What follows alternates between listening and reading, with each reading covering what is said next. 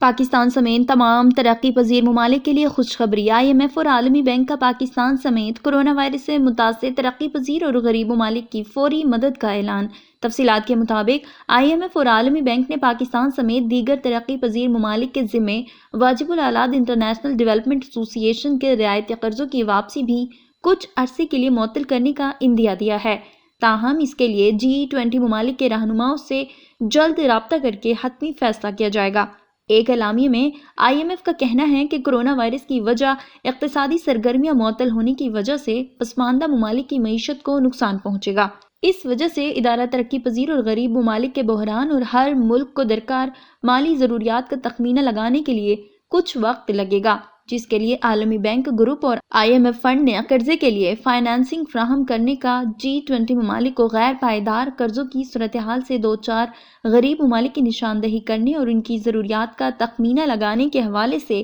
پیشکش کی ہے۔ اعلامیے میں کہا گیا ہے کہ فائنانسنگ فراہم کرنے والے ممالک کے قوانین کو مد نظر رکھتے ہوئے عالمی بینک گروپ اور IMF فنڈ ہنگامی اور فوری بنیادوں پر رعایتی قرضوں کے لیے ان تمام فائنانسنگ فراہم کرنے والے ممالک کے سینئر حکام سے رابطے کریں گے، جس میں ان قرض دینے والے ممالک سے غریب اور ترقی پذیر ممالک کے IDA کی واپسی کچھ عرصے کے لیے معطل کرنے کی درخواست کی جائے گی۔ اس سے غریب ممالک کو فوری طور پر درکار مالی ضرورت پوری کرنے اور کورونا وائرس سے پیدا ہونے والی صورتحال سے نمٹنے میں مدد ملے گی۔ عالمی بینک نقصان اور ازالے کے لیے درکار فائنانسنگ کی ضروریات کا تخمینہ لگا کر تجاویز تیار کرے گا، جن کے تحت غریب ممالک کی امداد اور قرضے کی ضروریات پوری کرنے کے لیے جامع ایکشن پلان تیار کیا جائے گا، اور ان تجاویز اور ایکشن پلان کی 16 اپریل کو ہونے والی 2 روزہ بہار کے سالانہ اجلاس کے دوران ڈیولپمنٹ کمیٹی سے منظوری کے لیے پیش کیا جائے گا۔ مزید تفصیلات کے لیے ہمارا چینل سبسکرائب کریں۔